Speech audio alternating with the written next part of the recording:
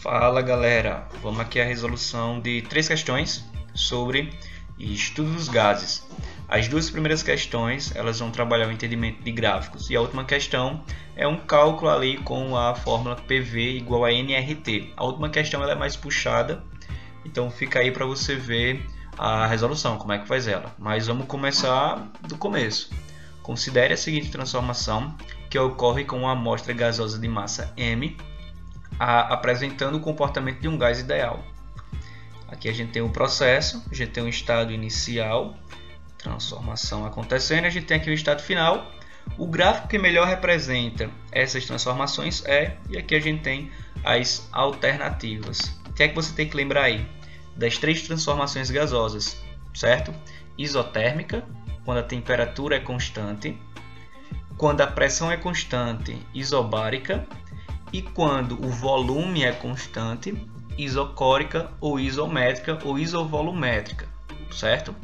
Geralmente nos exercícios, quando o volume é constante, aparece isocórica, certo? Mas beleza, então como é que eu vou saber qual dessas 3 transformações está acontecendo aqui? Vamos ver aí a temperatura, a pressão e o volume que está apresentado aqui para a gente, certo? Por exemplo, a gente tem o estado final e a gente tem aqui o estado final. O que é que aconteceu com a temperatura? A temperatura final, T2, ela é igual a 2 vezes T1. Pô, mas o que significa isso? Significa que a temperatura final é 2 vezes a temperatura inicial, é o dobro. Vamos ver o que aconteceu com P. P inicial, P final. P2 é igual a P1. Quer dizer que é a mesma coisa, manteve-se constante.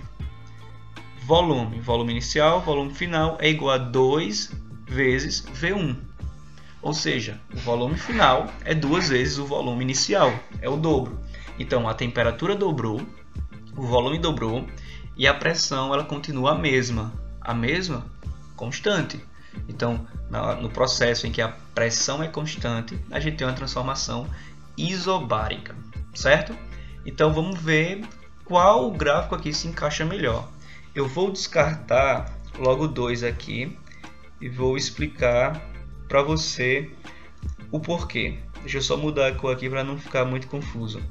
Eu vou descartar esse e esse gráfico aqui porque tem uma curva representada nele. E uma curva ela só vai aparecer no processo aí isotérmico. A gente está procurando um gráfico que represente um processo isobárico, de pressão constante. Agora, por que eu vou descartar esse e esse? Perceba que está aparecendo no gráfico P de pressão. Nesse gráfico aqui, estou falando desse aqui, está mostrando a pressão diminuindo e o volume diminuindo. Nessa daqui, na letra B, está mostrando a pressão aumentando e a temperatura aumentando. Mas nesse processo, a pressão é constante, não está mostrando aí pressão aumentando ou diminuindo. Então perceba que o gráfico que melhor vai representar essa transformação é a letra A. Porque você tem aqui o volume variando, a temperatura variando e a pressão não aparece aí no gráfico porque ela é constante. E perceba, quando a temperatura aumenta, o volume também aumenta. São duas grandezas diretamente proporcionais, assim como a gente viu aqui, ó, temperatura dobrando, volume também dobrando, num processo em que a pressão é constante, num processo isobárico, certo? Então vamos para a próxima questão. Essa questão aqui, ela é muito comum, certo? Que apresenta esses gráficos aqui e vai perguntar para você quais as transformações que está acontecendo nesse processo. O gráfico ao lado apresenta um processo ciclo. Aqui é submetido um gás ideal. Analise-o.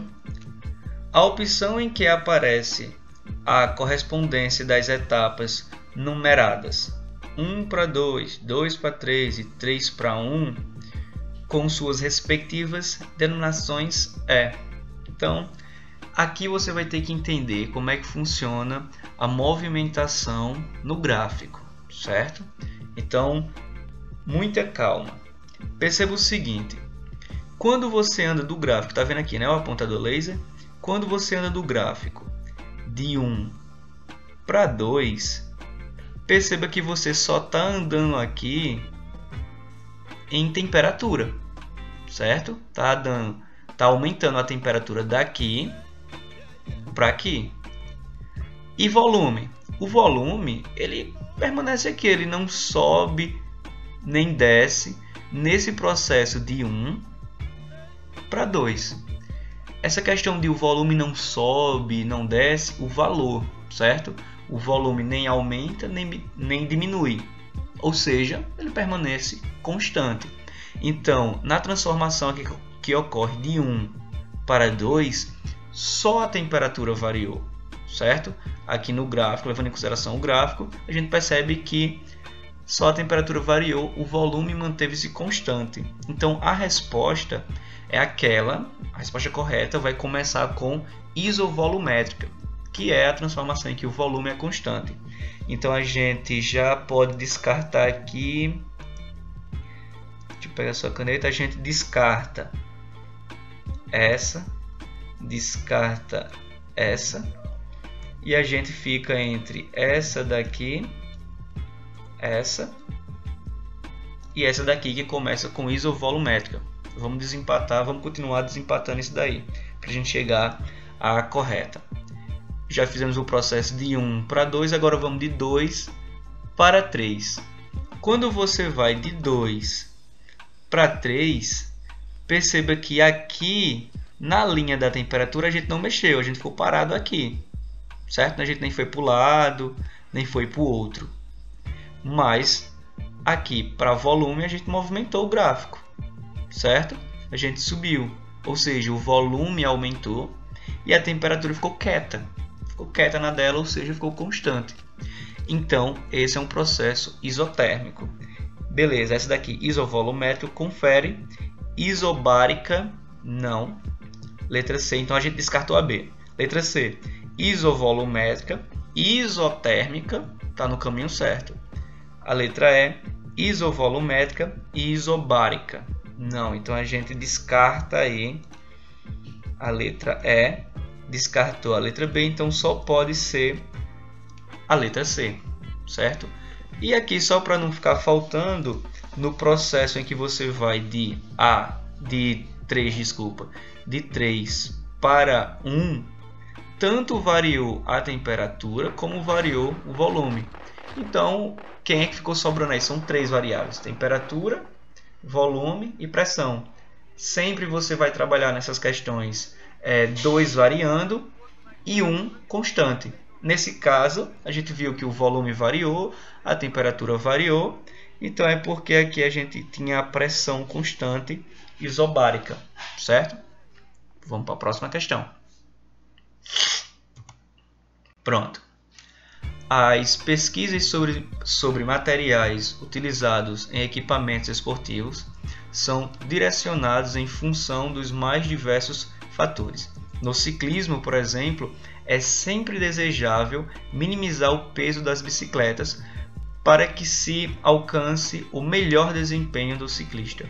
Dentre muitas das alternativas a ser utilizada seria inflar os pneus das bicicletas com o gás hélio, por ser bastante leve e inerte à combustão. A massa de hélio necessária para inflar um pneu de 0,4 litros de volume com a pressão correspondente a 6,11 atm a 25 graus Celsius seria, e aqui eu coloquei a massa molar do hélio 4 gramas por mol, certo? Beleza, a gente tem que encontrar essa massa aí.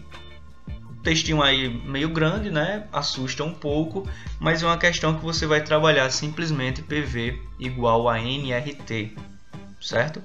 Como é que eu vou fazer? Primeiro, eu vou encontrar o número de mols. Como assim? Olha, repare, a questão deu volume, pressão, temperatura e quer a massa. Eu encontrando o número de mols, depois eu converto isso para massa e pronto. Eu vou substituir aqui cada valor. Eu tenho pressão? Tenho 6,11 atm. Eu tenho volume? Tenho 0,4 litros.